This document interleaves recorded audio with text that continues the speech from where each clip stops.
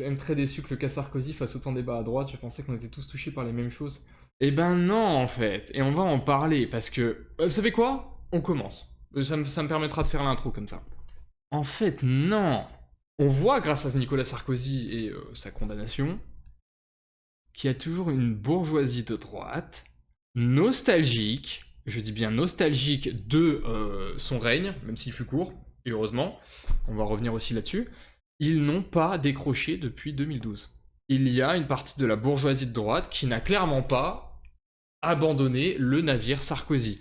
Et j'en connais quelque chose personnellement, parce que je l'ai été par le passé, il y a plusieurs années, autour de 2015-2016, par là, de 2014 à peu près à 2016. J'étais vraiment sarkozyste, et surtout ma famille, une partie de ma famille, l'était.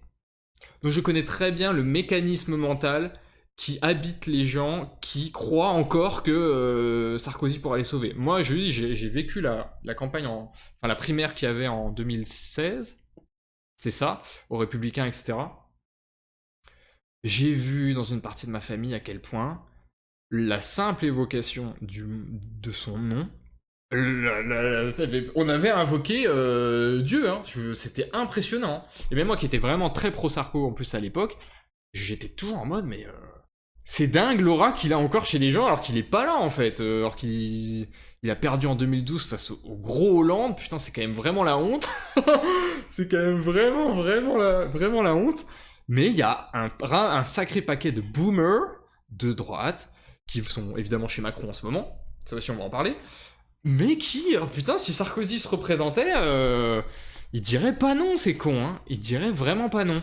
Et la séquence qu'on a vue où tout le monde est venu pleurer, la pleurniche lamentable, parce qu'il y a deux tranches là-dedans, mais la principale, celle qui a vraiment pleuré sans aucun argument, c'est ces gens-là. Hein. C'est des mecs, alors que Sarkozy a perdu depuis 2012, qu'il s'est fait... Il a perdu la primaire des Républicains, et après, très possiblement, c'est pour ça qu'il s'est un peu vengé contre Fillon, qu'importe. Sarkozy a toujours un loyer gratuit dans leur tête.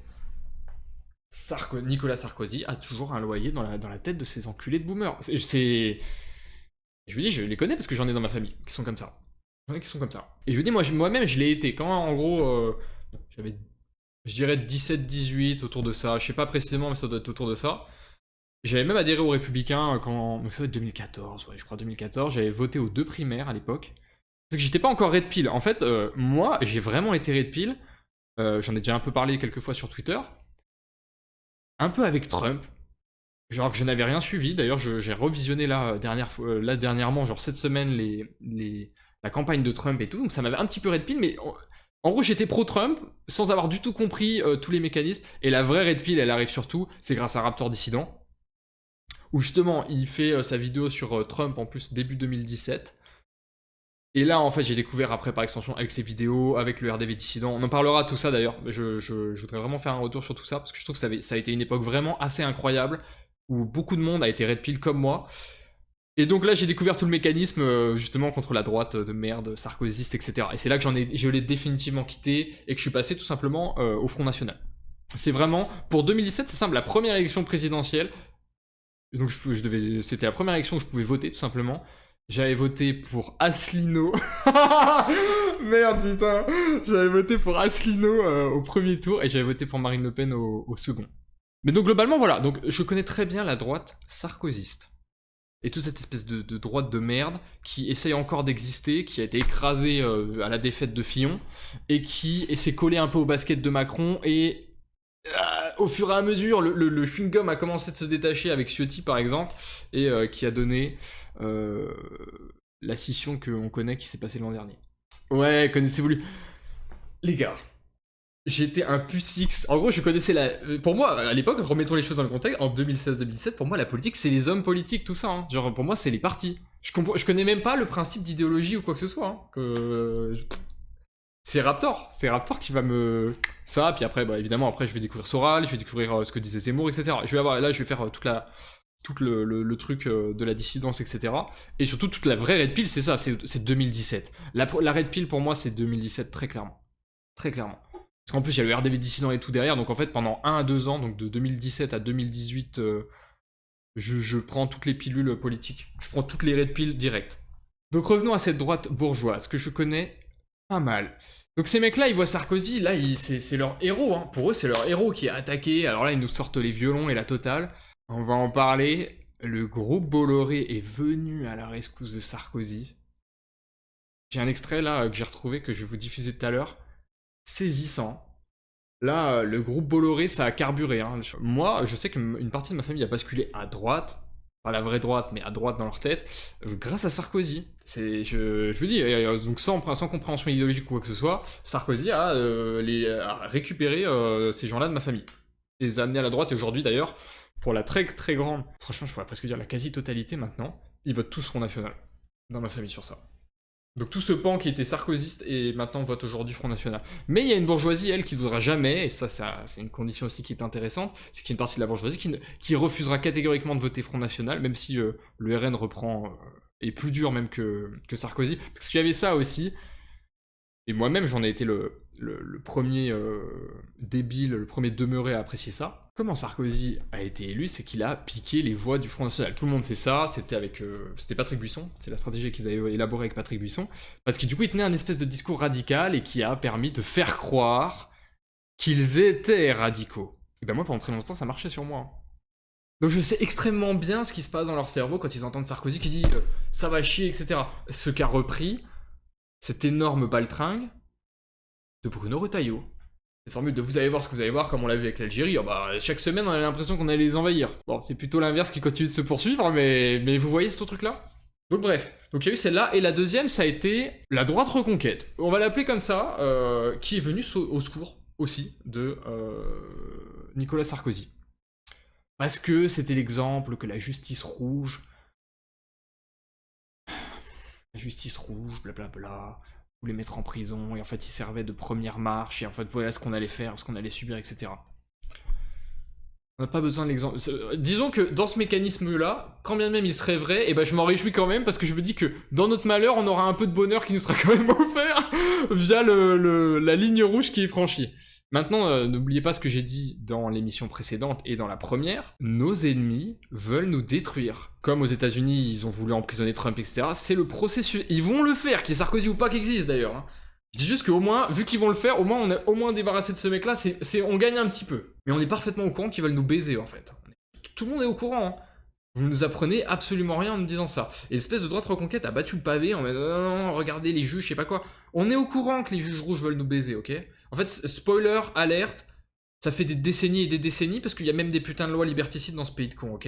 On est au courant depuis très longtemps hein, que c'est pour nous baiser. Et l'exemple de Sarkozy n'est rien. À la limite, celui de Marine Le Pen, ça peut être plus intéressant parce qu'elle, elle est vraiment candidate, il y a vraiment un potentiel. Mais c'est plus d'ailleurs sur son cas, elle, qu'il faut s'attarder, ce que certains n'ont pas voulu faire. Bizarre. La même bourgeoisie, là, bizarrement, là, c'était... Ah non, c'est le Front National, c'est les ploucs. On reparlera de ça aussi. Pour Sarkozy, là, c'était pas possible. Et ouais, on a vu... d'ailleurs, on a vu assister à une espèce de clash. J'étais... Ça m'a fait sourire. En même temps, j'étais en mode, putain... Comme quoi, l'actualité peut diviser entre Pierre Sautarel et Damien Rieu. Genre, il y a eu un clash. Je grossis un petit peu le truc, mais... Il y a eu des vrais échanges entre les deux, parce que clairement ils étaient pas d'accord. Hein. Quand Pierre Sautarel a commencé d'envoyer des ogives nucléaires, tu sais, il était là dans... pas lui Sarkozy, pardon. Pierre Sautarel, il était chez lui.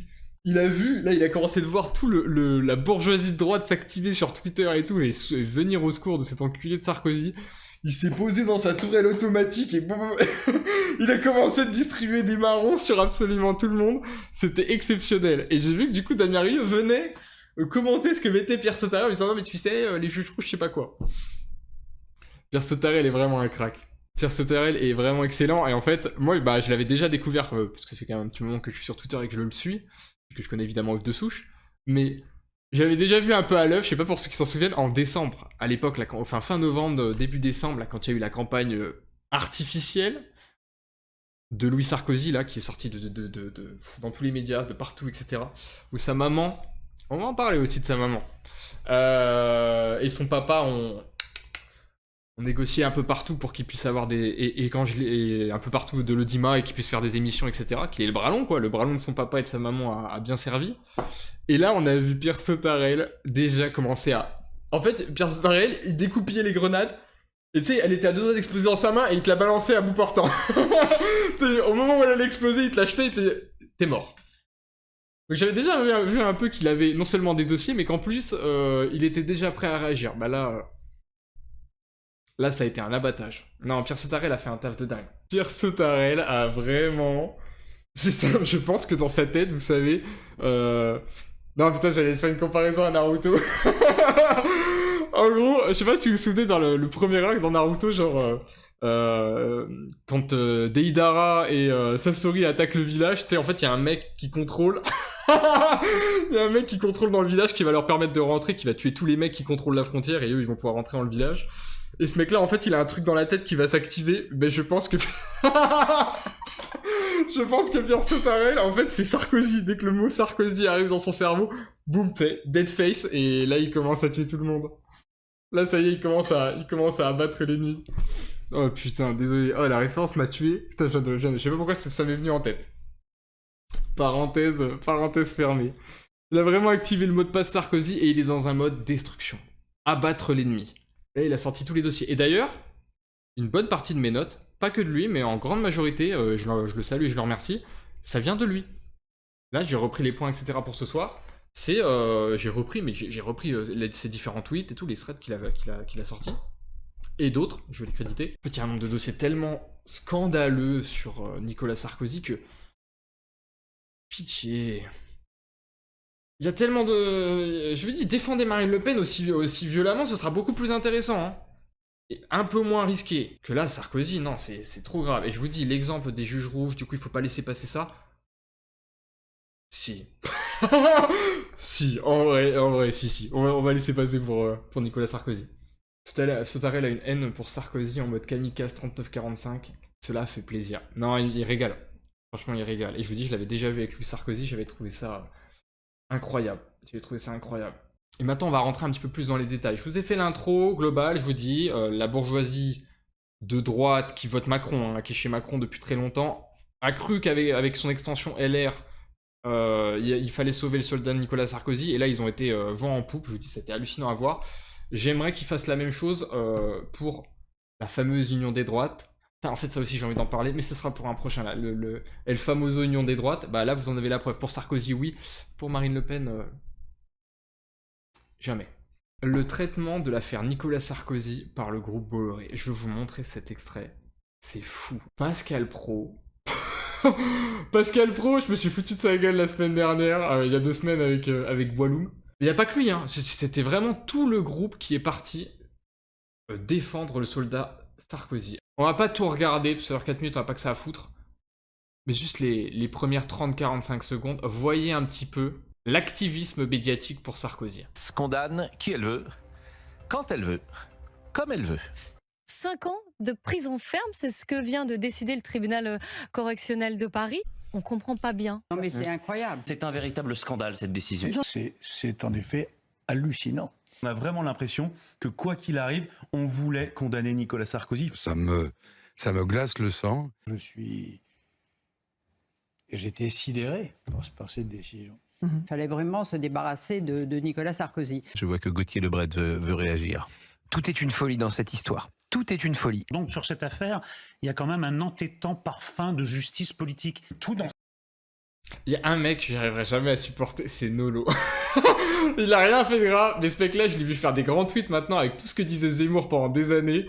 Et maintenant, il le dit sur des plateaux télé comme si pendant littéralement 20 ans, il n'avait pas passé son temps à faire le contradicteur sur ce sujet-là. Ça me fait péter un câble. Cette décision, je trouve, jette un profond trouble démocratique à proprement parler. C'est vraiment incroyable. C'est pour moi un déni de justice flagrant. Il fallait condamner Nicolas Sarkozy, il est donc condamné. Elle aussi. Oh, cette salope. Elle aussi, je pourrais en parler. Non, elle aussi.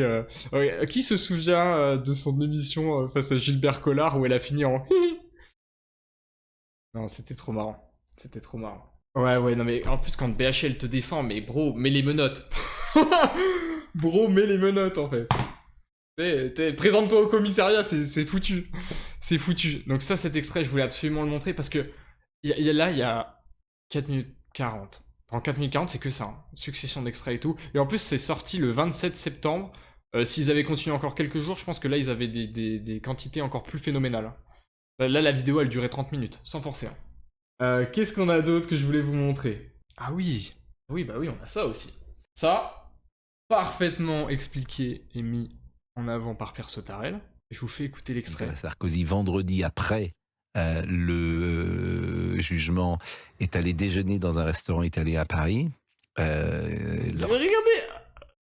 Regardez comme il est saucé en fait. Lorsqu'il est Il est sorti, tout heureux. tous les gens... Non mais Pascal Praud, je vous assure, quand il touche la main de Nicolas Sarkozy, il y a un côté céleste hein, pour lui. il gagne, tu sais, il gagne plus 2 en attaque, plus 2 en défense et plus 10 en mana. Hein. Regardez comme il est Les saucé. gens se sont levés et l'ont applaudi. Et donc c'est ce même mec-là, qui il y a 15 jours, 3 semaines tout au plus, pleurnichait pour Rachida Dati, même séquence hallucinante. Putain, Rachida Dati, on en parlera après. Parce que les journalistes, évidemment de gauche, du service public étaient avec Luxman et compagnie, et qu'il tapait la bavette. Il va bouffer sa meilleure entrecôte avec Sarko 15 jours, 3 semaines après. Et regardez comme il est heureux. Mais s'il pouvait avoir un chapeau Sarko 2027, il l'aurait là, il serait sur sa tête. Hein. Putain, non mais je vous assure, hein. Ça, cette séquence-là, c'est quelque chose. Et ce même mec se plaignait 15 jours, 3 semaines plus tôt. Pascal Praud, qui est journaliste sportif à la... Mais ça dit tellement... On l'oublie parfois, parce que des fois il nous a fait rire, des fois il est marrant. C'est semaine A et semaine B avec lui aussi. Hein. Semaine A, il va te dire des trucs qui font plaisir, et semaine B, il va faire le macroniste, il va nous sortir ses conneries. Bon, c'est son jeu de... Comment on appelle ça? De chroniqueur. C'est son jeu de chroniqueur, voilà. Il doit faire l'inverse tout le temps. D'ailleurs, ça va être quand même sacrément quelque chose. Mais des fois, il fait des masterclass et des fois, il nous pond des trucs de loser, des trucs de loser comme ça. Toa avait fait ressortir ça aussi. Toa que je salue. Toa avait fait ressortir cet extrait, bah oui, hein, cet extrait édifiant. Patrick Cohen, Thomas Legrand ont été pris la main Donc, qui était en lien avec ce que je lui disais juste avant. Ces 2 attachés de presse, ces 2 supporters de cette espèce de double discours minable. Et encore une fois, putain, pour Sarkozy, les mecs. Pour Sarkozy. Patrick Cohen, Thomas Legrand ont été pris la main dans le... Non, ça c'est vraiment édifiant. Ça c'est vraiment édifiant. On avait défendu le film anti-français Dupont-la-Joie. Oui, ça me parle. CF phrase de Soral sur les journalistes, tout à fait, exactement. Je vais pas faire le mec qui découvre en mode ah bah finalement les journalistes sont pas... Bon, ça va, j'ai déjà dit dans l'épisode précédent que de toute façon c'est une guerre totale. La gauche, elle va mettre tous les moyens de son côté, hein. Elle va réseauter comme la folie. De toute façon, c'est l'équilibre entre la bourgeoisie de gauche et la bourgeoisie de droite. Ils réseautent tous. Sur le moment, la bourgeoisie de gauche, c'est pour gagner des parts de marché, c'est pour gagner. Nous, la bourgeoisie de droite, c'est juste pour pleurer pour Sarkozy. C'est ça le problème, en fait. Le réseautage, c'est pour aller bouffer du homard avec Nicolas Sarkozy. Qu'est-ce qu'on en a à branler, tu vois? Pour pleurer pour lui, parce qu'il est condamné à juste titre. On va pouvoir faire la trahison, lapsus.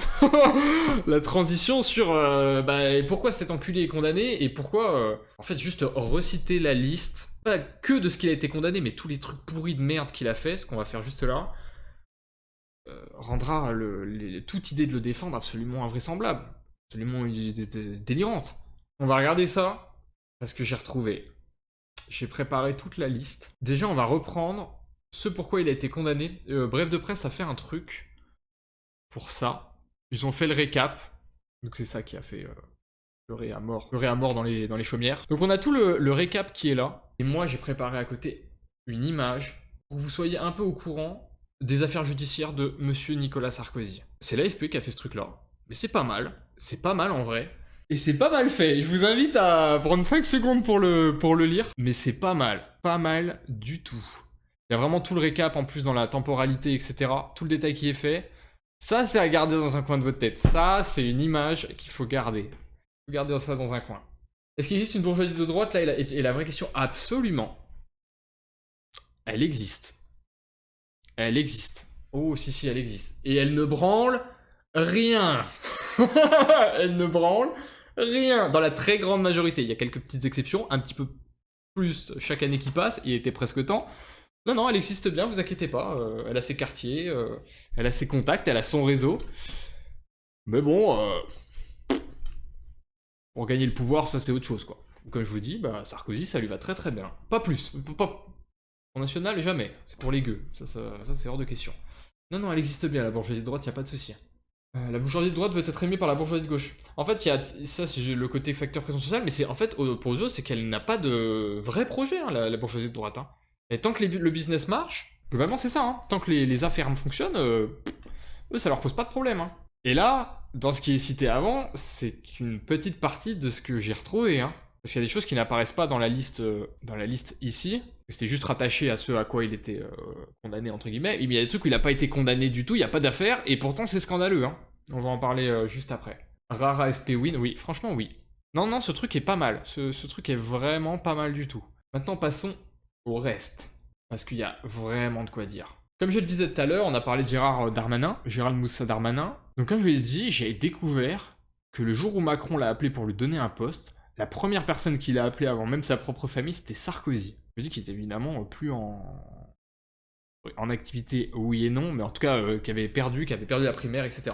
Qui était mort dans le film, en tout cas dans la politique électorale. C'est un ami très proche de Nicolas Sarkozy. Ils sont vraiment devenus très proches. Et d'ailleurs, à tel point que Darmanin s'est rendu en secret, là c'est sorti il y a quelques jours, c'est Nouvel Obs qui avait sorti ça, juste après la condamnation. Ils se sont vus en secret avec Sarko, juste après que la condamnation a été prononcée. Donc ils sont toujours en contact, en étroit contact.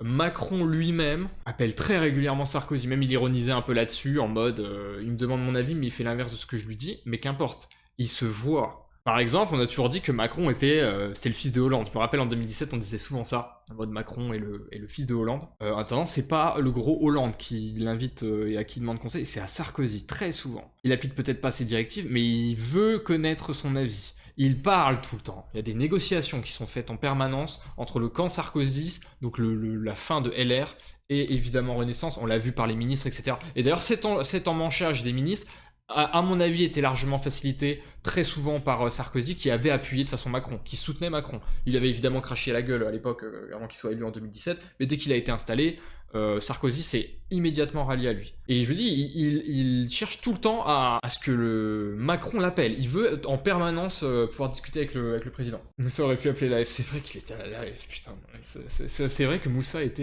Darmanin était à l'Action française. Comme, comment elle s'appelait Loiseau, Nathalie Loiseau était maquée avec un mec du GUD de l'époque, putain. Comme quoi, des fois, il y a vraiment des histoires en termes de... Les politiciens ont vraiment des CV de cons. Il y a évidemment la Libye. Pierre Sotarel est pas mal revenu là-dessus. Il avait mis un extrait qui date un peu. Sarkozy, la Libye, extrait du rapport de la Commission des Affaires étrangères de la Chambre de communes du Royaume-Uni. Ça, il a publié le 30 septembre à peu près.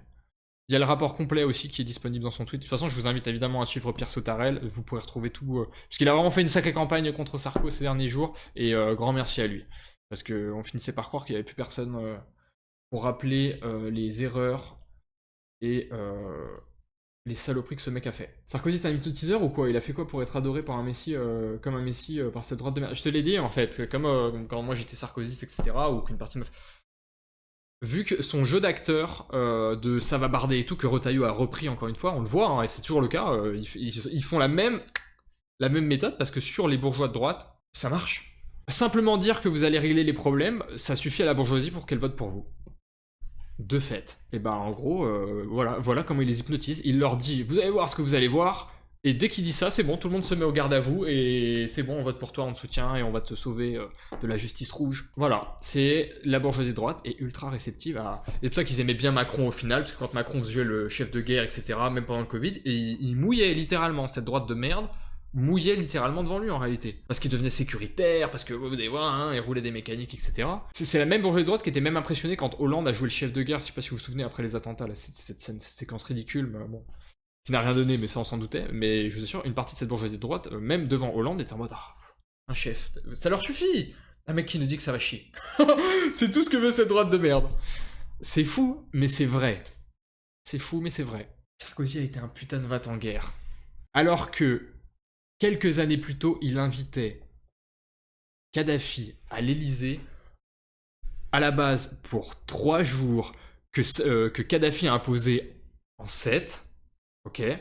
Normalement c'était 3 jours habituellement, là c'est devenu 7 jours. Il a planté une putain de tente de bédouins à l'arrière de l'Élysée, avec tapis rouge. Je vous invite à revoir les images. Avec tapis rouge à l'entrée de l'Élysée et derrière jusqu'à la tente. Il s'est pris la tête, je vous dis, hein, Sarkozy s'est même pris la tête avec certains de ses ministres, dont cette immonde Ramayad, qui a commencé de faire une scène, elle était peut-être que secrétaire, peut-être pas ministre, elle était peut-être que secrétaire à l'époque, je me souviens plus précisément, qui lui a fait une scène dès qu'en fait, parce qu'en gros, le timing où Kadhafi se pointait, c'était pendant les droits de l'homme, ou je sais pas quoi, la journée des droits de l'homme, et elle avait fait carrément, elle avait commencé de faire capoter l'arrivée même de Kadhafi en France, juste parce que ça tombait le même jour que... Donc ça a foutu un bordel dans les ministres assez intersidéral, tout le monde s'est fait un petit peu tirer dessus, il l'a invité, il lui a fait bouffer du couscous. Ils ont fait du putain de couscous à l'Élysée pour Kadhafi et sa cohorte de 200, je crois qu'ils étaient 200, 150 et 200 personnes. Parce qu'il n'était pas juste venu lui quelques jours à Paris, il est venu avec toute sa délégation, il avait ramené toute sa famille du bled. Je vous assure que c'est vrai. Vous voyez les vidéos du... comment ça s'appelle de sa voiture à lui, plus tous les mecs derrière, mais il y a une file de bagnoles, tout le cortège est immense. Immense. Il a bouffé couscous, tapis rouge, tente de bédouin énorme à l'arrière dans le jardin où McFly et Carlito allaient faire des galipettes juste après. La totale. Il s'est même pris la tête avec certains de ses ministres, je vous dis, qui voyaient pas ça d'un très bon œil. Il y a eu toute une séquence assez hallucinante où Sarkozy se faisait détricoter par les journalistes en mode mais les droits de l'homme, puis lui était là, ah non mais ouais, vous savez, comme il fait avec les épaules, là comme ça, je suis très mal limité, mais juste je sais faire les épaules. Où il avait invité le mec était là en fait, il était là depuis 3 jours, et en même temps fallait qu'il explique que bon, ouais c'est vrai que les méthodes de... les méthodes de Kadhafi et les droits de l'homme, bon, c'était quelque chose. Il s'est mis en 4 pour lui. Sarkozy s'est mis en 4. En plus, je crois que c'est à ce moment-là où il venait juste de se séparer de Cécilia. Enfin, c'était un carnage, ça aussi. Il recevait le Kadhafi à qui il allait pousser massivement à l'éradication pure et dure juste derrière, quelques années plus tard. Il a été capable, dans un premier temps, de lui dérouler littéralement le tapis rouge pour de vrai, se plier en 4 pour lui, se prendre la tête même avec son propre gouvernement en interne, et vouloir tout faire, absolument tout faire pour détruire son pays et le détruire lui quelques années plus tard. Ça merde pas pour rien, ok? Ça merde pas. On passe pas d'un cap à l'autre pour rien. Il y a même eu des faux accords de vente de Rafale et tout qui n'ont jamais abouti. Sarkozy a fait putain, parce que la droite aussi, la droite de merde, là, la droite libérale adore ça. Il a fait 600, parce que quand ça commençait à partir un peu en sucette pendant la semaine, donc juste avant qu'il parte, Kadhafi, parce que là il commençait à jouer à un espèce de jeu double, il a carrément fait l'homme d'affaires, parce que ça il adorait faire ça. Sarkozy c'est le mec, il a jamais parlé autant de business, mais c'était phénoménal, et il adorait ce côté-là, c'est pour ça qu'il adorait d'ailleurs la famille Bush, etc. Donc pour sauver le truc, quand ça commence à partir pendant cette fameuse semaine, il invente qu'il va y avoir des contrats signés, ils font une espèce de conférence de presse où ils signent, spoiler alert, on n'a jamais rien vendu. Juste pour se donner un crédit par rapport à Kadhafi en disant oh yeah, en fait on fait du business, c'est sérieux, je sais pas quoi. Walou à la fin. Plus on va venir détruire ton pays, exploser la Libye et te faire ce qui lui est arrivé. Le même mec, encore une fois, à qui il avait fait couscous partir. Trop bizarre. Trop bizarre. La Libye, en plus, on sait ce que ça a fait. Ça fait l'explosion migratoire qu'on connaît en plus. Ça a aggravé la situation et ça l'a fait exploser forcément derrière. Et il a envoyé BHL. Toute guerre sans lui, qu'est-ce que ce serait? Il a envoyé BHL, qui était le représentant là-bas. BHL lui faisait rencontrer des mecs de l'opposition. C'était le clochard du coin qu'il avait ramassé, à qui il avait filé une barre protéinée. Il lui avait dit allez, requinque-toi, on va rencontrer le président de la France.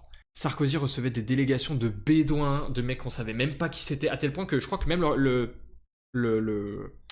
les affaires étrangères, secrétaire d'État aux affaires étrangères, je sais plus comment ça se formule là aux États-Unis, à l'époque, donc sous Obama, était en mode il nous présente des types, on sait même pas qui c'est, c'est des juste pour faire avancer le process parce qu'il fallait il fallait pousser au crime un maximum. Toute la séquence en Libye de toute façon est délirante.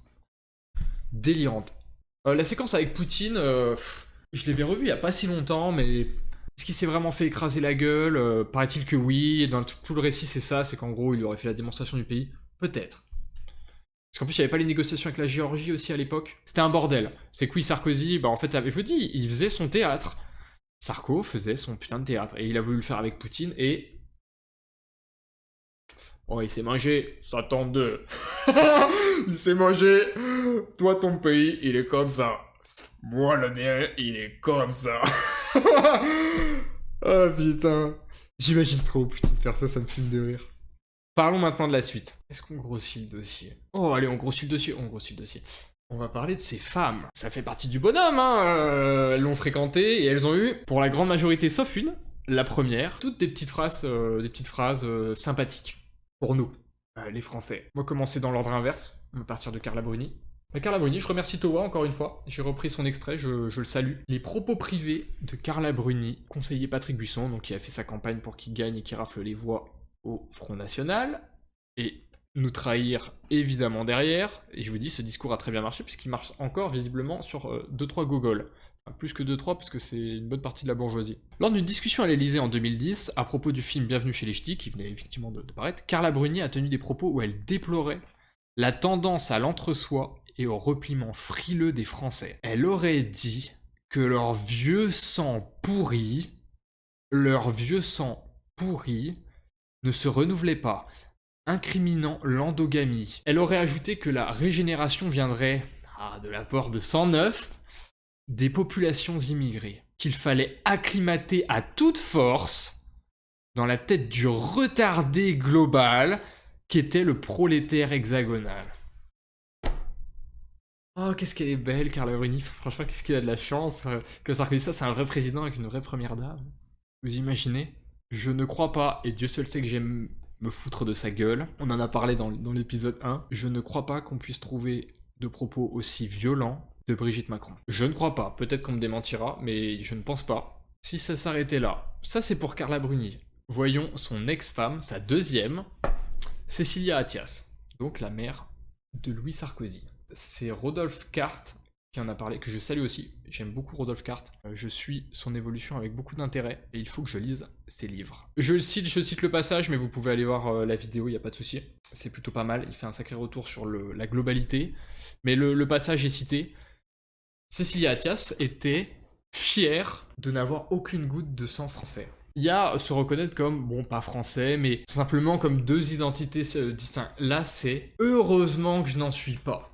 Heureusement que je n'en suis pas. Et Cécilia Attias, je vous dis, à l'époque, à côté de ma mère, ils avaient un bouquin sur la séparation, etc. Elle avait foutu un sacré bordel. Et Cécilia Attias, j'ai surtout appris, ça c'est la petite partie croustillante, mais je vous la donne quand même ce soir, c'est cadeau. En préparant l'émission, découvert comment Cécilia Attias, donc celle qui est visiblement fière de n'avoir aucune goutte de sang français, avait fini avec Nicolas Sarkozy. Est-ce que vous le savez? Je vais vous le dire, parce que je vous dis, je l'ai découvert préparant l'émission. Cécilia Attias était fiancée à Jacques Martin. Donc là, on est dans les années 80. Nicolas Sarkozy était parfaitement au courant, puisque c'est lui, en fait, qui avait fait le mariage entre Jacques Martin et elle. Et lui était déjà marié avec une femme, à qui il avait peut-être un enfant, mais ils ont eu 2 enfants au total. Nicolas Sarkozy, marié, encore une fois, avec sa première femme, qui était, je vais retrouver son nom, Marie-Dominique Cuglioli, qui était une Corse. Et Marie-Dominique était la marraine, en fait, du trio qu'ils avaient, Jacques Martin et Cécilia Attias. Et par cette proximité, plus le mariage qu'il avait fêté à sa mairie de... C'était Neuilly, que je dise pas de bêtises. Quelle mairie il était? Vous me donnerez le nom dans le chat. Bref, c'est lui qui les avait mariés. Nicolas Sarkozy est parti bille en tête de chauffer Cécilia Attias, alors mariée avec Jacques Martin. Attendez, c'est pas fini. Les deux couples passaient souvent des moments ensemble, donc ça veut dire qu'il y a eu forcément un moment où... Donc, les deux mariés, j'entends, elle avec Jacques Martin, et lui avec Marie-Dominique. Ils se fréquentaient très souvent, parce que je vous dis, l'une était marraine d'un des ptios, et puis lui, il les avait... Par la vie politique, en plus, il commençait tout ça, il commençait d'avoir son premier mandat. Donc ils ont commencé de se côtoyer, alors encore mariés, donc c'était sa maîtresse. Et comment ça s'est... Comment on l'a su, en fait? À quel moment ça s'est su? Parce qu'ils s'organisaient des vacances ensemble. Je vous donne toute la backstory. Donc sport d'hiver, ils étaient du côté du Mont Blanc. Ils avaient loué dans une station, etc. Jacques Martin n'était pas là. Il avait dû rester chez lui, je me souviens plus de la raison, mais il avait dû rester, en tout cas il était pas avec eux en vacances, donc c'était tous les 3, Sarkozy et sa femme et Cécilia Attias. Et en gros, Marie-Dominique est partie faire ses petites courses dans la station, là, du coin, là, pour aller boire du vin chaud. Et pendant ce temps, le père Sarko, il est parti bourriquer Cécilia Attias. Seulement, elle est rentrée un peu plus tôt que prévu. Chérie, chérie, où es-tu? Pas de réponse dans la chambre, donc elle est descendue voir dans la chambre de Cécilia Attias. Et en toquant, qu'est-ce qui s'est passé? Les deux, ça a dû courir dans tous les sens. Cécilia Attias, à moitié dévêtue, a dû finir par aller ouvrir en mettant son peignoir. Et puis elle était, dans la panique, elle s'était un peu chauffée. La femme de Sarko, donc la première femme, a ouvert découvre Cécilia Attias à moitié en sueur, parce qu'elle était littéralement en train de bourriquer pendant qu'elle arrivait. Et surtout, qu'est-ce qu'elle voit? la porte arrière qui était ouverte. Sarkozy venait de se carapater en récupérant son caleçon bien... Ah putain, vous racontez ça, je vous assure que tout ça est vrai. Et il s'était pas carapaté dans la neige pour ne pas se faire cramer. Sauf que, en fait, tout ça, elle a pas été conne, sa femme. Et elle a tout de suite compris. Voilà comment Nicolas Sarkozy a fini par piquer la femme de Jacques Martin. Et Jacques Martin, dans une interview, a dit qu'il rêvait de le tuer. Il a explosé, ce qui est évident. Parce que forcément, quand Marie-Dominique l'a su, elle a dû l'appeler directement derrière. Nicolas Sarkozy a été avec Cécilia Attias, avec qui elle a eu Louis Sarkozy. Il l'a fait, il l'a eu en la piquant à Jacques Martin et en entretenant une liaison cachée puis découverte pendant des mois et des mois. Il a projeté de baiser la femme d'un mec avec qui il côtoyait en permanence, qu'il avait marié. Il avait marié.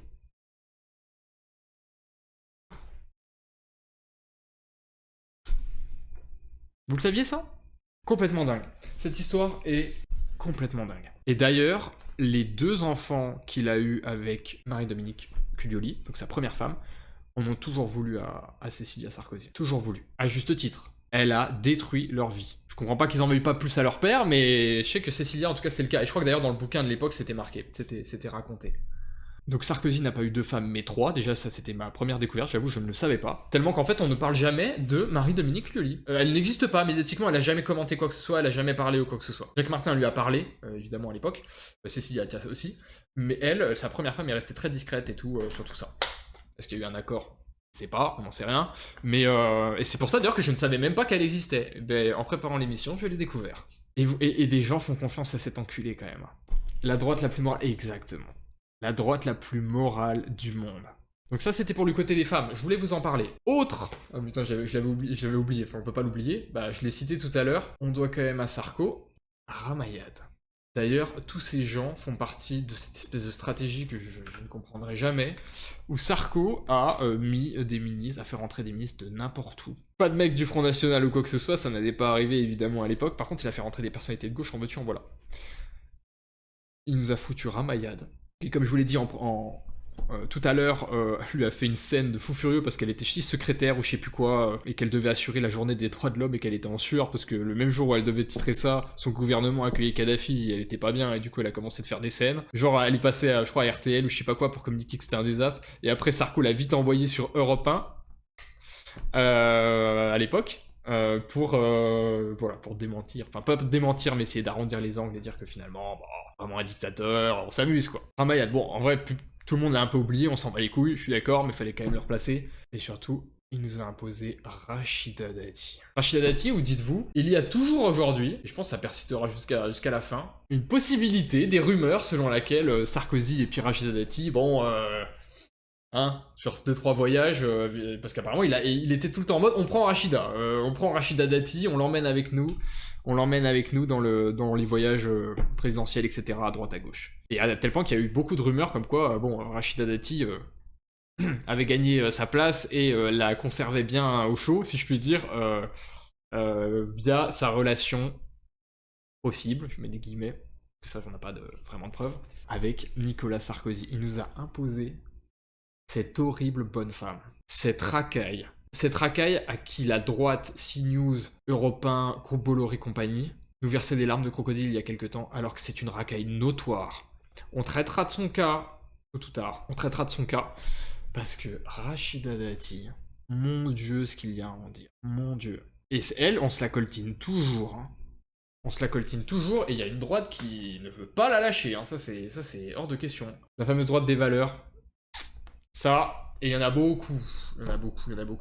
Rachida Dati justifie peut-être même à elle seule que la valise soit pleine et qu'il parte en prison. Et une partie de la droite veut se battre pour qu'elle ait la mairie de Paris. Elle est ministre de la culture de Macron, je veux dire.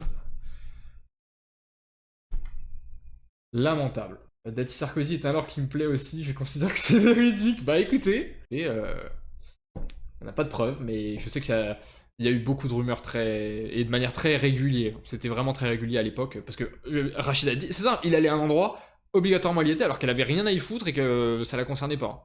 Bon, vu ce que je vous ai raconté par rapport à Cécilia Attias, vu ce qu'il est capable de faire dans des conditions la plus hardcore, si je puis dire, ça me choquerait pas que pendant que, bon, il avait pas encore Carla, oh, fallait faire chauffer le lit de l'Elysée, quoi. C'est quoi déjà la citation? Il s'est fait élire grâce au Karcher, ça a fini avec Kouchner. C'est ça. Oui, c'est ça. En gros, on nous avait présenté. Oui, putain, il y a Kouchner. Oh putain. C'est vrai que je l'ai même pas ajouté dans ma liste parce que je l'avais mis dans un extrait. Mais oui, il y a Kouchner, c'est vrai.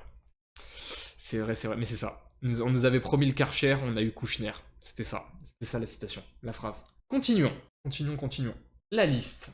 La liste, je pense que ça sert à rien que je vous la diffuse, je vais vous faire la liste au global de tout ce que j'avais noté d'autre. Le traité de Lisbonne, hein, j'en avais déjà parlé dans ma vidéo sur Louis Sarkozy. Bon.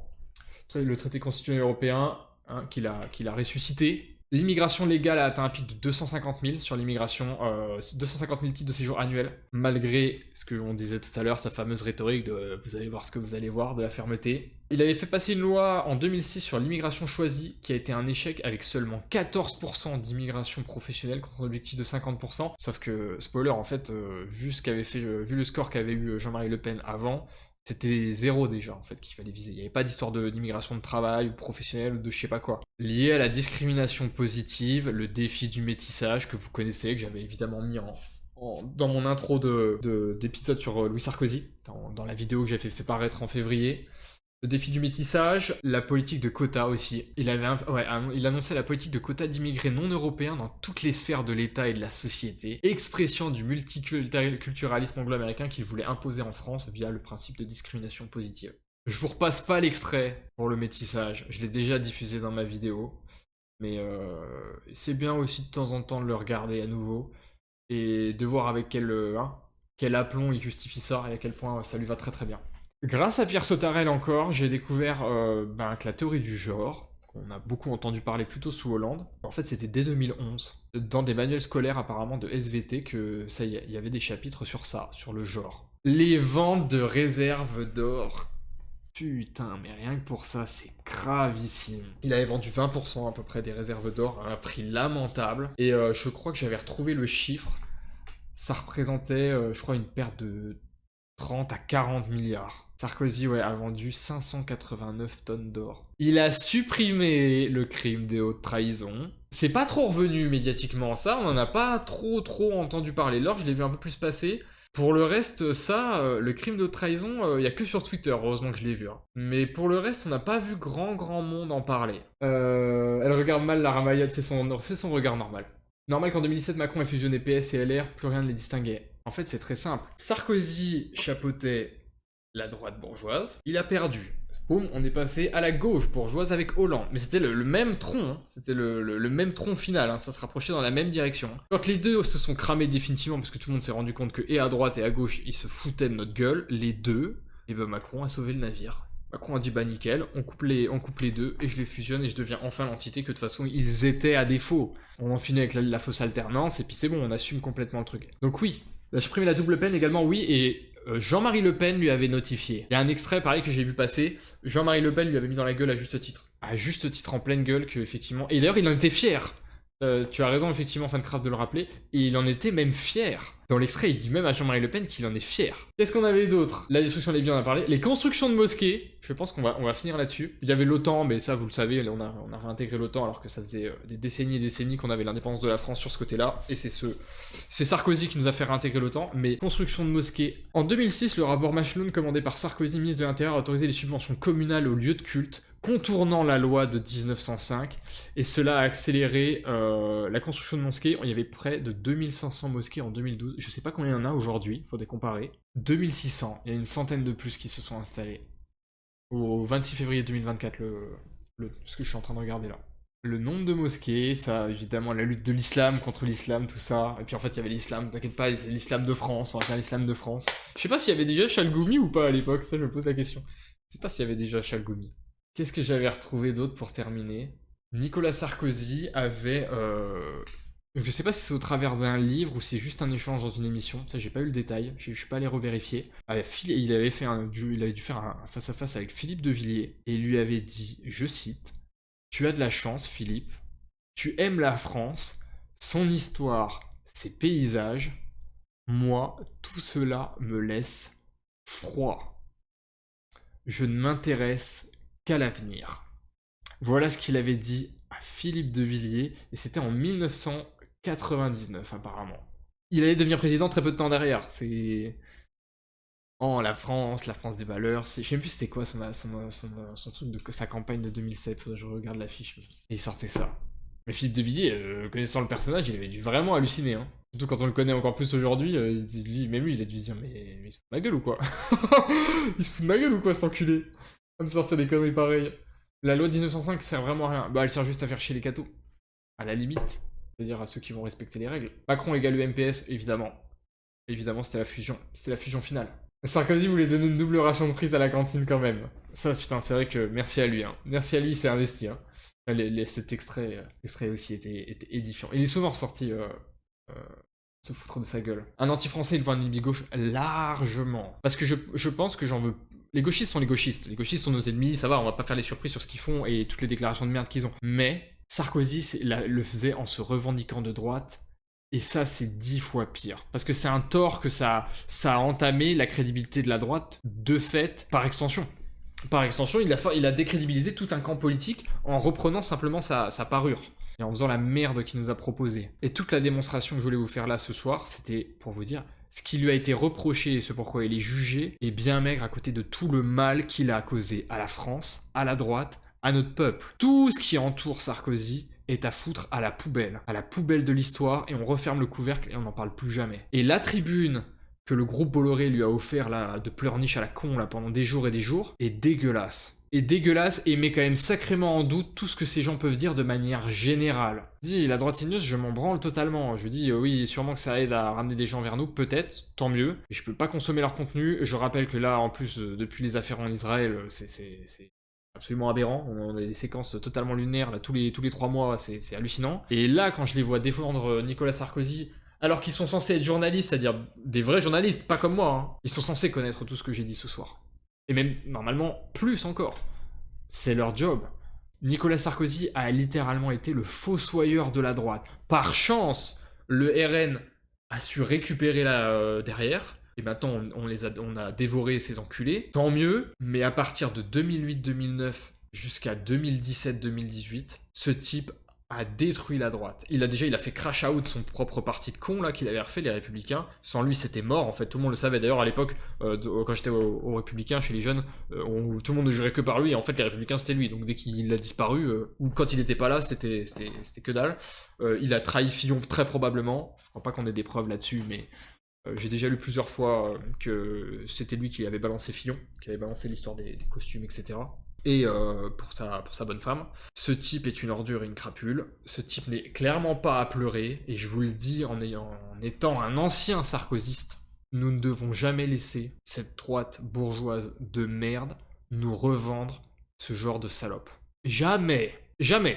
Parce qu'il y a des mecs là, on ironise beaucoup sur Louis Sarkozy, en mode là il va faire sa campagne et tout. Mais Louis Sarkozy n'est pas un réel problème à l'heure actuelle. Là il cherche juste sa crédibilité, il veut gagner sa mairie pour commencer à agréger en politique. Et puis après on le reverra plus tard. On le retrouvera plus tard sur la ligne de départ. Mais pour l'instant, il faut le garder dans un coin de nos têtes, mais on peut l'essayer. Mais la séquence qu'a rejouée, la séquence médiatique qu'on s'est tapée la semaine dernière là, cette semaine aussi, est un bon rappel qu'il faut avoir à l'œil cette droite bourgeoise, parce qu'elle cherchera tôt ou tard à avoir son propre héros. Et elle préférera son propre héros, même si c'est le roi des salopards, plutôt que de soutenir ardemment le Front National ou le Rassemblement National. Ça veut dire que dans leur tête, ils ne sont toujours pas prêts à faire ce qui doit être fait pour qu'on puisse vraiment gagner, c'est-à-dire soutenir les candidats du camp national. Ils rêvent toujours d'avoir leur petit héros à eux, leur petit champion, bien validé par le système, pour nous baiser. Et pour qu'ils puissent continuer de faire juste du business, comme ce que la droite, d'ailleurs, la droite bourgeoise a toujours cherché à faire. On branle rien, nous tout ce qu'on veut c'est juste faire des affaires. Tout tant que ça tient à peu près, nous ça nous va. Il faut les avoir à l'œil, parce que cette opération médiatique qu'on a eue pour Rachida Dati et Nicolas Sarkozy là dans le même mois, nous rappelle qu'ils vont pas nous lâcher. Ils ne nous sont pas loyaux. Ils ne nous sont pas loyaux et il faut l'avoir en tête.